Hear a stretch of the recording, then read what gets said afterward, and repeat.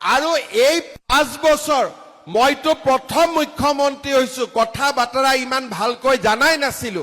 অহাবাৰ যেতিয়া চৰকাৰ হ'ব, এইবাৰ চৰকাৰটো নিত্য নাটিকা, অহাবাৰটো পুৰা ড্ৰামা হ'ব, পুৰা চিনেমা চলিব।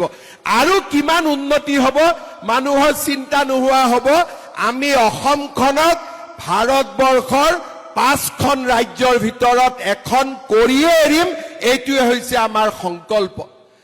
আৰু এই 5 বছৰ মইতো প্ৰথম মুখ্যমন্ত্ৰী হৈছো, কথা বাতৰা ইমান ভালকৈ জানাই নাছিলো। অহাবাৰ যেতিয়া চৰকাৰ হ'ব, এইবাৰ চৰকাৰটো নিত্য নাটিকা, অহাবাৰটো পুৰা ড্ৰামা হ'ব, পুৰা চিনেমা চলিব। আৰু কিমান উন্নতি হ'ব মানুহৰ চিন্তা নোহোৱা হ'ব। আমি অসমখনক ভাৰতবৰ্ষৰ 5খন ৰাজ্যৰ ভিতৰত এখন কৰিয়ে এৰিম, এইটোৱে হৈছে আমাৰ সংকল্প। আৰু এই 5 বছৰ মইতো প্ৰথম মুখ্যমন্ত্ৰী হৈছো, কথা বাতৰা ইমান ভালকৈ জানাই নাছিলো। অহাবাৰ যেতিয়া চৰকাৰ হ'ব, এইবাৰ চৰকাৰটো নিত্য নাটিকা, অহাবাৰটো পুৰা ড্ৰামা হ'ব, পুৰা চিনেমা চলিব। আৰু কিমান উন্নতি হ'ব মানুহৰ চিন্তা নোহোৱা হ'ব। আমি অসমখনক ভাৰতবৰ্ষৰ 5খন ৰাজ্যৰ ভিতৰত এখন কৰিয়ে এৰিম, এইটোৱে হৈছে আমাৰ সংকল্প। আৰু এই 5 বছৰ মইতো প্ৰথম মুখ্যমন্ত্ৰী হৈছো, কথা বাতৰা ইমান ভালকৈ জানাই নাছিলো।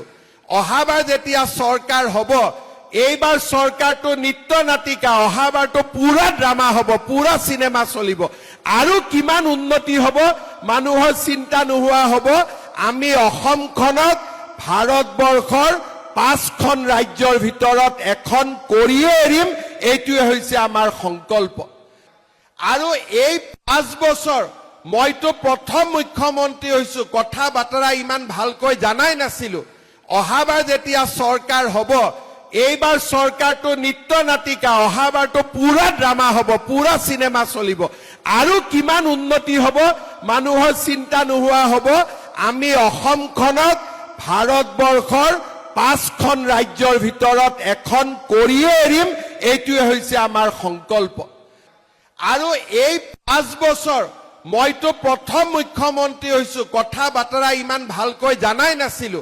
অহাবাৰ যেতিয়া চৰকাৰ হ'ব, এইবাৰ চৰকাৰটো নিত্য নাটিকা, অহাবাৰটো পুৰা ড্ৰামা হ'ব, পুৰা চিনেমা চলিব।